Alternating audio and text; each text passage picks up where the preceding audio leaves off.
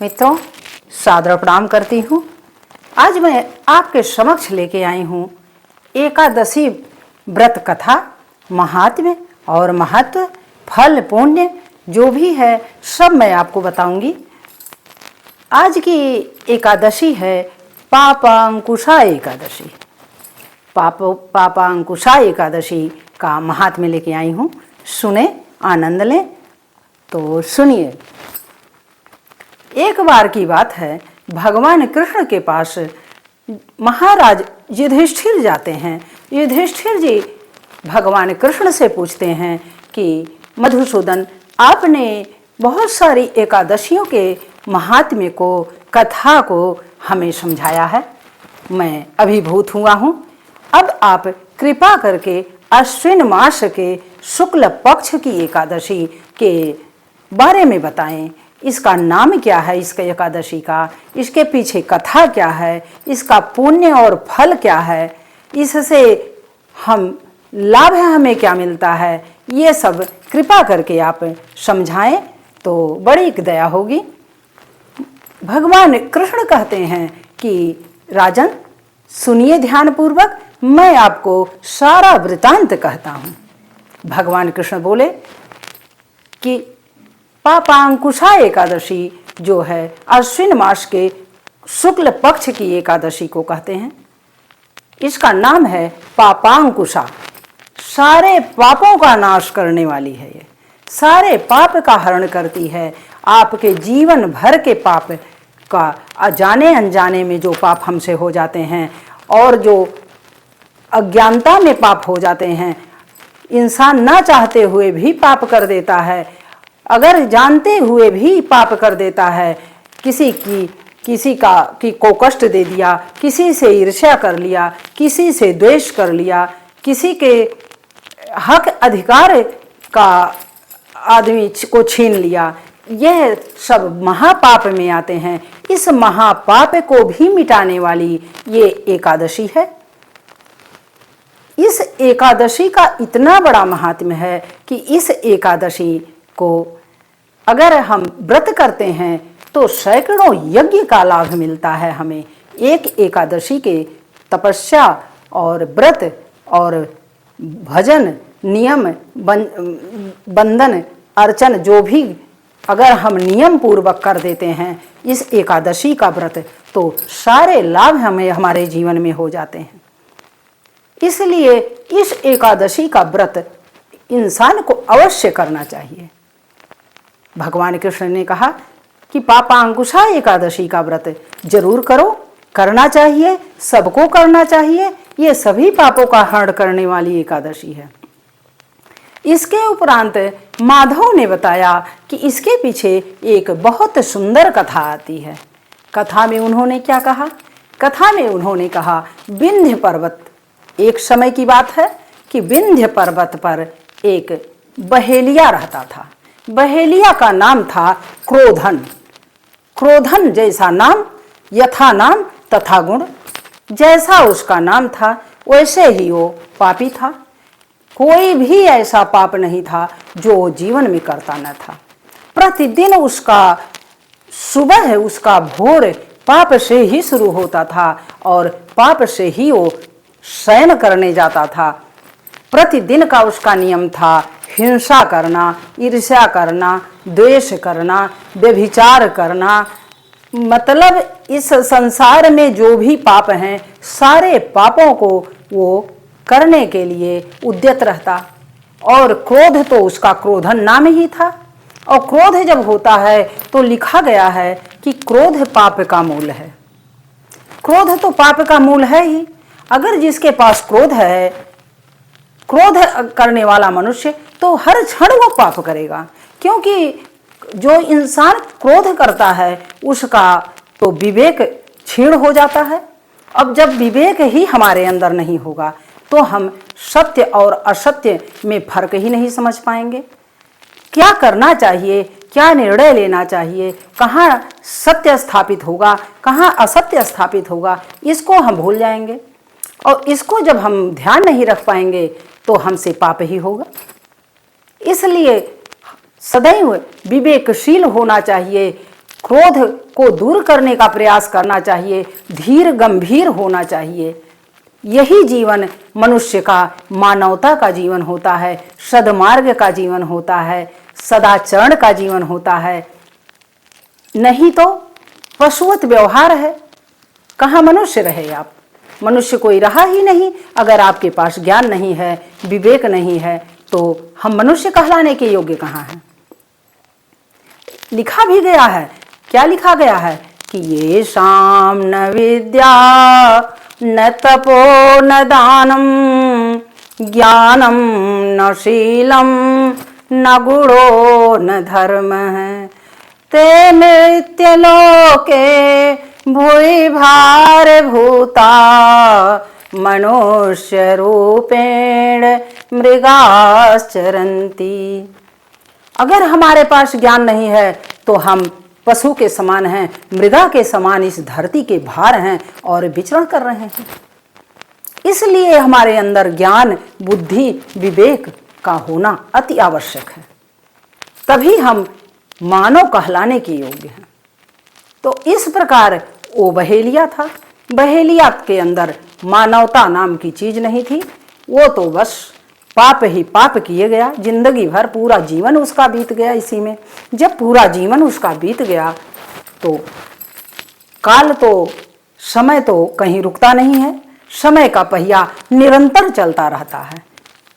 आज हम हैं, कल और होगा इस धरती पर, कल कोई और होगा। यही चक्र है, प्रभु का विधान यही है, यही चलता आ रहा है, यही सदैव चलेगा। इसको हमें स्वीकार कर लेना चाहिए। यह नहीं सोचना चाहिए कि हम ही हैं सदा और कोई नहीं होगा।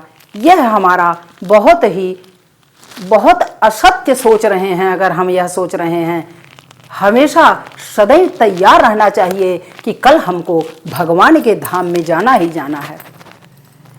क्षण भंगुर है यह जीवन। किंतु जो व्यक्ति इस चीज को नहीं जानता, सद आचरण नहीं करता, ज्ञान नहीं रखना चाहता, वह क्या जाने। वह तो सोचेगा सारा संसार अपना ही है और ये घर मकान सब अपना है, अब इसको कहीं कोई छीन नहीं सकता, कुछ नहीं कर सकता। किंतु ऐसा कदापि न होगा। प्रभु का नियम तो यही है कि आज हम हैं, कल कोई और होगा। तो समय उस बहेलिये का भी धीरे धीरे समय आ गया। वृद्धावस्था में वो आ गया। हिंसा करते करते वृद्धावस्था में जब आ जाता है तो एक दिन उसके मृत्यु की घोषणा भी हो जाती है प्रभु के दरबार में। जब मृत्यु की घोषणा हो जाती है तो यमराज के अनुसार, उसके कर्म के अनुसार यमराज के दूत उसको के पास आते हैं। यमराज के दूत जब आते हैं तो उससे कहते हैं कि पहले ही बता देते हैं कि तुम्हें अब चलना होगा इस संसार को छोड़ करके। अब तुम इस संसार को छोड़ के जाओगे। अब यहाँ तुम्हारा काम खत्म हुआ, तुम्हारे सारा कर्म जो है यहाँ का खत्म हुआ। अब तुम्हें संसार छोड़ के जाना ही जाना है। उस बहेलिया से जब यह स्वप्न में वो देखता है तो उसे बहुत ही आश्चर्य होता है। आश्चर्य होता है कि अब तो मेरा समय पूरा हो गया, अब मैं क्या करूं। तो जब सारा समय हमारे जीवन का बीत जाता है तो हम नहीं सोच पाए, पूरे जीवन नहीं सोच पाए कि भगवान की भक्ति करनी चाहिए और कुछ करना चाहिए, सद आचरण करना चाहिए, सद ज्ञान रखना चाहिए। तो जब बीत गया समय तो कोई मतलब ही नहीं है उसका। का वर्षा जब कृषि सुखाने और समय बीत पुनिका पछिताने।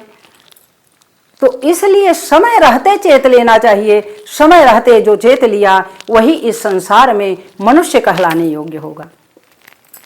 उस बहेलिया का जब समय उसने देखा, उसको स्वप्न में भगवान ने कहा कि अब तुम्हारा समय समाप्त होता है, तो उसको चिंता हो गई। इधर उधर वो दौड़ने लगा। सोचा कि अब इसका निराकरण क्या हो कि मैं इस दंड से, काल के दंड से बच जाऊं। इस काल के दंड से बचने का वो उपाय खोजते खोजते बहुत समय बीत गया और वो जाके अंगिरा ऋषि के आश्रम में चला गया।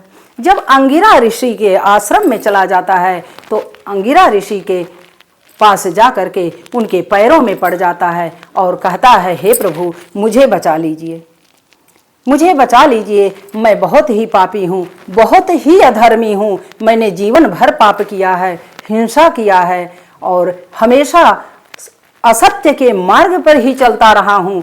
अब मेरा क्या होगा प्रभु? आज मुझे स्वप्न आया है 4-10 दिन पहले कि मेरा अब बुलावा आया है, मुझे अब यमराज ले जाएंगे। प्रभु आप बचाइए मुझे इस संकट से, इस काल के दंड से बचा लीजिए प्रभु। अंगिरा ऋषि तो ऋषि महर्षि इसीलिए होते ही हैं, परोपकाराय सताम विभूतयः, परोपकार करने के लिए इस धरती पर आते ही हैं। अंगिरा ऋषि ने उसको बैठाया अपने पास, कहा चिंता मत करो, चिंता मुक्त रहो, मैं तुम्हें जितना समय तुम्हारे पास है उस समय के अनुसार तुम्हें प्रायश्चित का समय देता हूँ, प्रायश्चित का ज्ञान देता हूँ और प्रायश्चित कर लो, तुम्हें भगवान का धाम श्री हरि का धाम अवश्य मिलेगा, तुम वैकुंठ धाम जाओगे।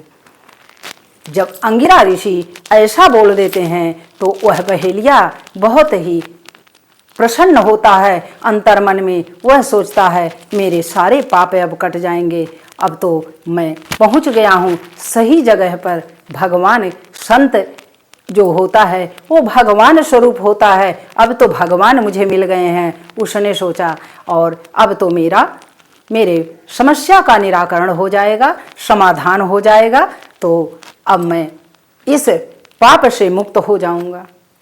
अंगिरा ऋषि ने कहा कि सुनो, अब अश्विन मास के शुक्ल पक्ष की एकादशी आने वाली है। अश्विन मास के शुक्ल पक्ष की एकादशी का नाम है पापांकुशा एकादशी। इस एकादशी का व्रत नियम संयम पूर्वक करो, दिन भर भगवान का भजन करो, एक बार फलाहार ग्रहण करो और ब्राह्मणों को, सतपात्र ब्राह्मणों को फलाहार कराओ, उनकी सेवा करो। इसके उपरांत रात्रि जागरण करो, प्रभु का भजन करो, उनके नाम का संकीर्तन करो।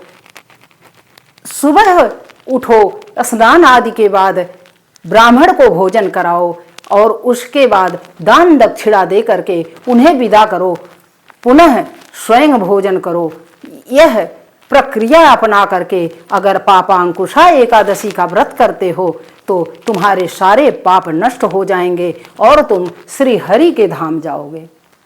किंतु इसके बाद भगवान का नाम ही जपना है और इधर उधर मन को नहीं भटकाना है, ना किसी विषय भोग में लगना है, तब तो भगवान क्षम्य करेंगे, अन्यथा फिर वही दंड मिलेगा तुम्हें, वही यमराज ले जाएंगे, तुम्हें काल दंड देता रहेगा और कोई बचाने वाला इस धरती पर नहीं है। अंगिरा ऋषि की ये बातें सुनकर बहेलिया प्रसन्न हो गया, उस पर भगवान श्री हरि की दया हो गई। श्री हरि की दया से उसने वहीं अंगिरा ऋषि के आश्रम में ही शेष दिन को, अपने शेष जीवन को बिताया और वहाँ श्री हरि का भजन किया।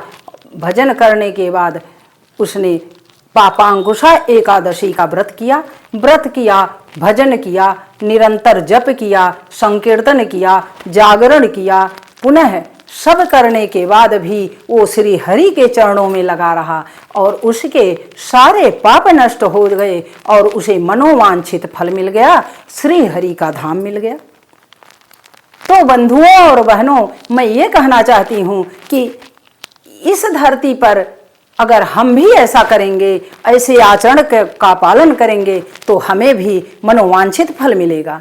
कोई ऐसी बात नहीं, किसी एक के नाम पर पाप और पुण्य नहीं होता है, सबके लिए वही व्यवस्था है, सबके लिए वही कानून है भगवान के दरबार में, कोई एक के लिए नहीं है, कोई रिश्वत खोरी वहाँ पे नहीं चलती है। सभी जीव एक समान हैं, किसी में भेदभाव ईश्वर नहीं करते। परमात्मा का काम है कि भेदभाव नहीं, आपके कर्मों का, हमारे कर्मों का वो फल देते हैं। बस जो हम कर्म करते हैं उसी को लेकर फिर परम धाम जाते हैं। तो इसलिए अब ये कथा यहीं पे समाप्त होती है और भगवान श्री हरि के चरणों में मन को लगाएं, उनके नाम का संकीर्तन करें, जप करें और प्रभु के भक्त बनकर श्री धाम की यात्रा के लिए तैयार रहें। तो जय श्री हरि।